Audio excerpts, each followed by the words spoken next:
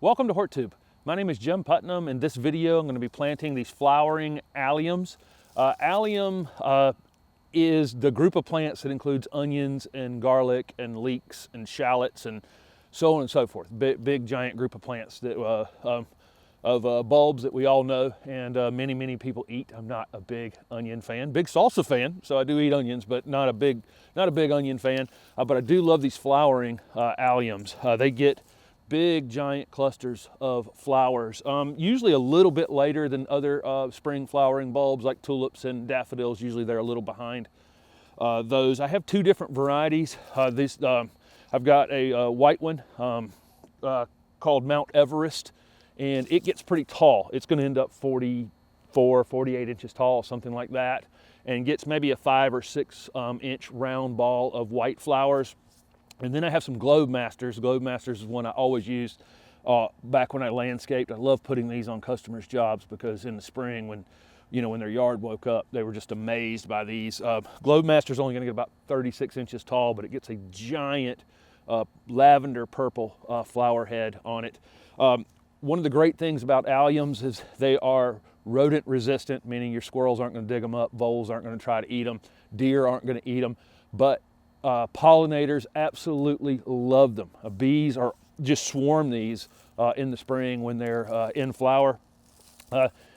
Like other spring flowering bulbs, they need well-drained soil, and I definitely don't have that. I put some pine bark here, and I'm going to use my auger bit to plant these. I only have 10 bulbs. One thing about these alliums, they're going to be a little more expensive than other flowering bulbs that you may be familiar with buying tulips or daffodils. I put a big group of daffodils right in front of where these are going, so these are going to come up behind those daffodils.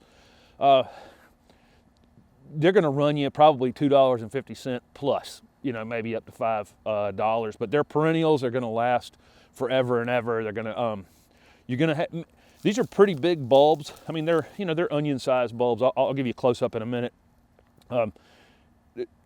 I'm going to get maybe 2 flower heads on each of these this first spring, and then the next year probably 4, and then they'll fill in over time here, maybe over 3 years. At some point they have to be popped out of the ground, and the little bulblets popped off the side and replanted or gifted or whatever you want to do with them.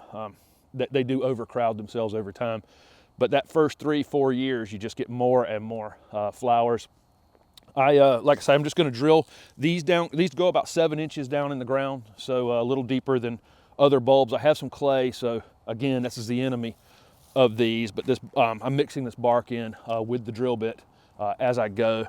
I'll give you a little close-up here of this drill bit going down in the ground, and just like any bulb, the pointy end goes up, and you can see the bottom is kind of a flatter bottom to it. That's where the roots are going to come out and establish themselves.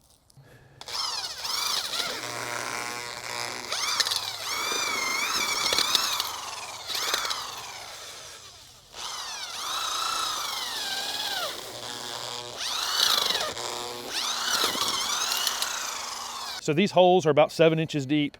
They're about 8 inches apart. That's probably the appropriate distance.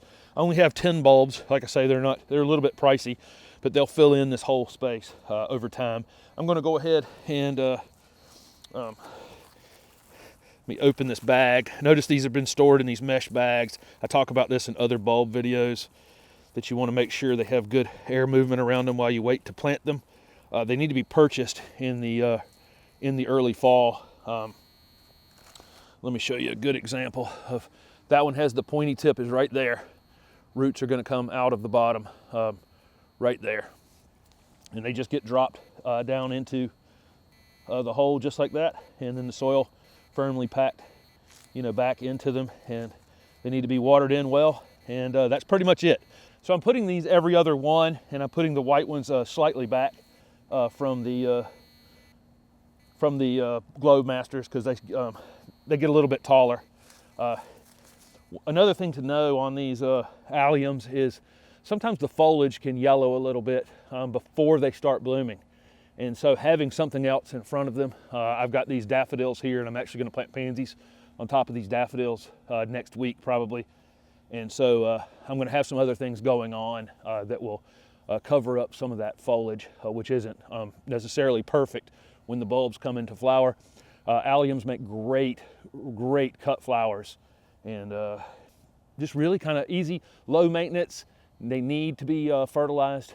Probably I'll fertilize them about the time I'm fertilizing all my shrubs and trees in the late winter or early spring. These will be up some at that point. The daffodils will probably be complete at that point, and I'll just use a general fertilizer over kind of everything in my yard. These would prefer a more neutral pH, and I have very acid soil over here. I need to do some additional liming in this yard. I've got some, I'm actually waiting for a soil test to come in now to see how much I need to continue to adjust this space. But anyway, I just wanted to show you these flowering alliums. If you follow me on Instagram, you can see these in flower in the spring. Usually I'll do some sort of walk around tour of the yard.